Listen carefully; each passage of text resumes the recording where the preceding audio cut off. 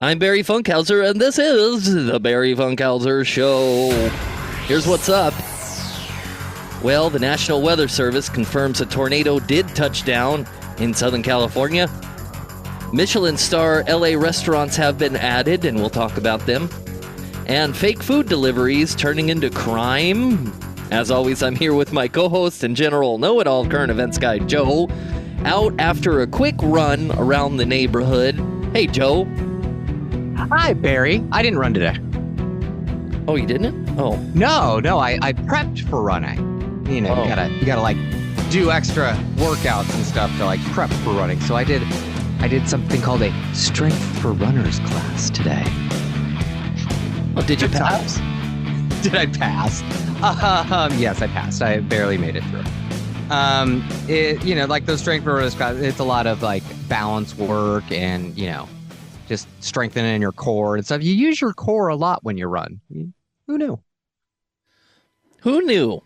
The core is a big part of the person. It really, really is. Anyway, yeah, so I did that, and I fought off some squirrels today, and they got really cold because it got really cold again in Los Angeles, and took care of my cats, and I did a little bit of work, a very, very minuscule amount of work. Well, that's the right amount, I think. Me too. So that was my Thursday. What about you? Well, I've been letting my chickens free range today, and it's causing me, sort of a stress panic, because I don't have a rooster.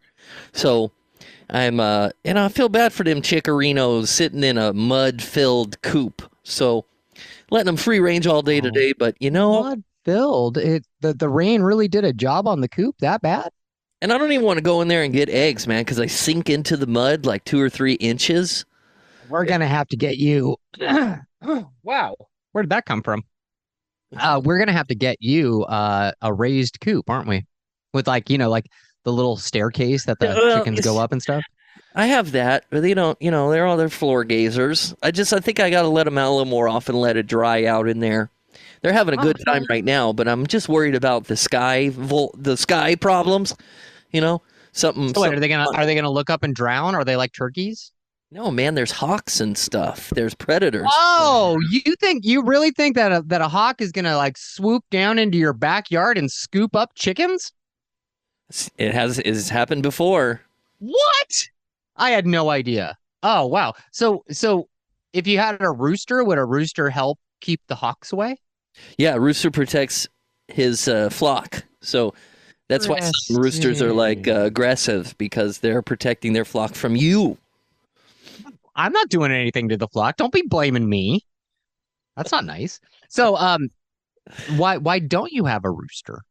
You're not allowed to have roosters in residential neighborhoods because because of that. Yeah. Oh, interesting. Yeah. Well, everyone should be up at sunrise anyway. So that's just my personal opinion, because it's better. Life is better that way. So I'm not saying you have to like. Wait, what? If you hear a bunch of birds screaming behind me, then I have to go quickly. That's fine. No, but well, like you wake up early, and I'm not saying like, hey, wake up at the crack of dawn and go like run 10 miles. I'm not saying that. I'm not telling you to like, get all crazy. I don't even do that. I'm just up and I read some news and I get my brain going. I still don't understand like the youths. I understand the youths sleeping in because they stay out late. That's just the way that, the human body works when you're younger. But I don't understand the people who are like in their 30s or 40s who are still like up until 1 and, sleep until 9. How do you do that? I can't. I'm like, the latest I could sleep is till like 7. And then I'm like up. So I don't know. So I don't know. I don't know. I can't sleep. Well, I can't sleep at all anymore. So if I get up too early, then I'm back in bed and then I sleep through everything. Oh, seriously? Like you'll wake up at like 5 and you'll do some stuff and then you'll go back to bed at like 6 and like sleep until 8. That's right. Yep. Really? Oh yeah. I can't do that. Like once I'm up, I'm up. I have a really hard time napping. Yeah, sleep does not come easily to me anymore. Oh boy. Yeah, well, it doesn't help when your cats like knock over your wife's water glass in the middle of the night and, water's streaming everywhere. And, man, That's my problem too. The freaking man, that's been happening a lot. The time change really screws with your cats too. Yeah, yeah. All right. Well, cats and chickens aside, let's get into the news today. Hooray! Well, the National Weather Service has confirmed a tornado did touch down in Montebello. Today, during the late morning hours, as you all know, very damaging storm affected the Montebello area. And based on what we've seen so far from the National Weather Service, we are determining that the damage is caused by a tornado around 11:20 a.m. Pacific Daylight Time this morning. We have confirmed that this is indeed a tornado that caused the damage in the Montebello area. Now, I want to mention very clearly, our hearts go out to everyone who was impacted by the severe weather today. We see that the damage is extensive and that many people were affected by it. And our hearts go out to everyone who has been affected by the weather today. We're going to continue over the next hour to look at the damage and understand more about the structures that were damaged by the storm to come up with a rating, a tornado rating on what's called the Enhanced Fujita Scale. This rating rates the damage and corresponds to a wind speed that is then used in the official database of tornadoes that are collected across the United States for many, many decades. This will be included in that database. Are there any questions for me? How unusual is a tornado in Montebello? Have you ever seen anything like this? At any place in particular in California, tornado is very highly unusual. However, if we look over a broader area of Southern California or California in general, we do tend to see a number of tornadoes occur really each year, especially in the winter and early springtime when strong Pacific storm systems move onshore and create favorable conditions. So while here in Montebello it's quite rare, each year we do see typically weak tornadoes affecting the state of California. Harry, do you know what the EF rating of this Montebello tornado was? I do. Can you tell? Wait, let me prepare myself. Okay, perfect. I'm ready. It was an EF1. Oh, yeah. I heard it was an EF0. No, there was another one in Carpinteria. That happened relatively recently within the last week. That was an EF0. That one was 75 miles an hour. And EF1 is sustained winds of at least 100 miles an hour. Oh, boy.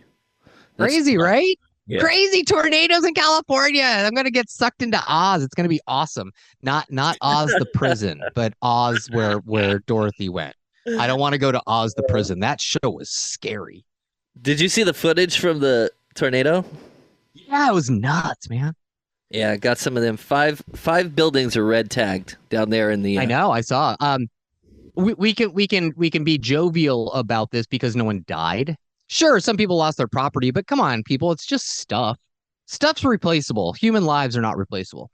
So because no human lives were destroyed and ended during this tornado, we could talk about it all joyfully. Like, holy crap, that was a really crazy weather event. Unbelievable. Not like, holy crap, that was a crazy weather event. There's differences, So, yeah. It was that was nuts. The one off of look at the one off of Carpinteria as well.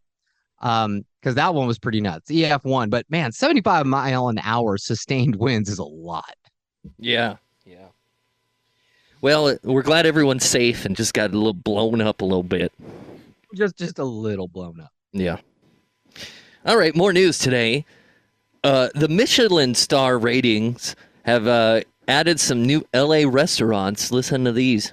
So Michelin has added 4 local restaurants to their California guide. They are Japanese restaurant Niku X, downtown, Leona's Sushi House in Studio City, cool. City of Industries Sushi Yen, and Laguna Beach's Solani Steak Tavern. So, nailed it. All right. So they were recognized by Michelin for their value and affordability. So it's right down the street from my house. Michelin's still doing it, man. The tire company is still recommending restaurants. How about that? I know, right? You know where that Leona's Sushi right? House is like right down the street from my place. Have you ever been there? I haven't been there. Oh, but I've been to the place next door, Mr. O's. That was fun. It's always a good time. Does that influence your decision making if you know that the restaurant is a Michelin star restaurant? No. No, not at all. Not whatsoever. No, because I think it's an overrated rating system. Wow, that's really funny. It's an overrated rating system. It doesn't matter. Like, it doesn't matter. Like, have you seen recently, like, a bunch of chefs are actually like rejecting their Michelin stars or giving back their Michelin stars? Because it causes a lot of consternation in the restaurant industry. Oh yeah. Mm-hmm. I didn't know. There's a lot of different there's a lot of things that go into a restaurant receiving a Michelin star, and occasionally it gets to be too much of a burden on a restaurant, either financially or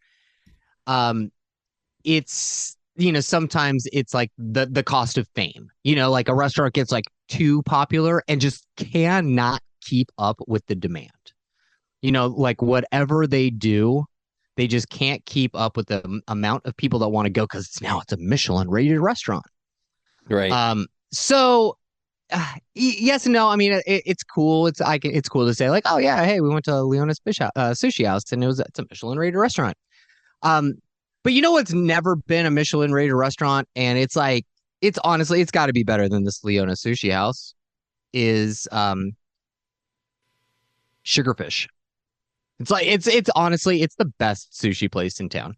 That and Anderson Paak's new place that we went to. Where is that? Was it in Oxnard? No, that's where he's from though. And we know that. No, let me just get the name of it because I just want to be right about this. And Taishao. That's what it was. Okay. That place was really good. I would really recommend it. Taishao. Taish. Yeah, SHO. SHO. Yeah, that's right. Okay. Wow, my dyslexia is really hitting me. It worked though. What's up? It worked for me though. So it worked for you.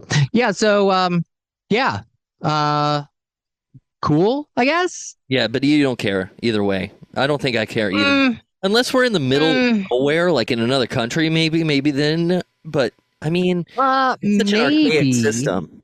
Maybe, but I kind of like going to more authentic local places when I'm traveling. Yeah, I just I like to take the local fare and sometimes the other thing about a Michelin rating is it exponentially increases the cost of your meal. The meal doesn't change at all, but because they have the Michelin star now, they can tack on another $50. Right. $100, and that's, dining out is already stupid expensive.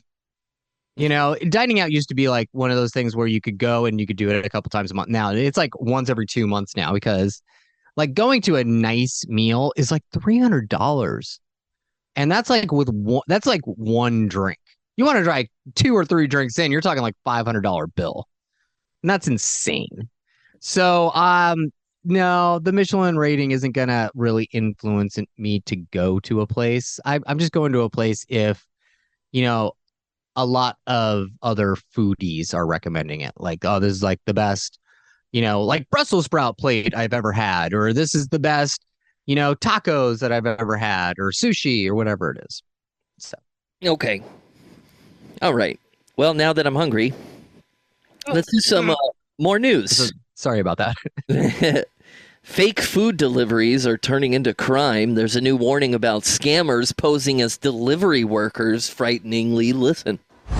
This morning, a criminal fake out of something we see daily: food delivered to the front door. But the homeowners say they didn't order food. The deceptive delivery late at night, a distraction. Watch as a crew of 4 hooded men simultaneously try to enter the house from the backyard.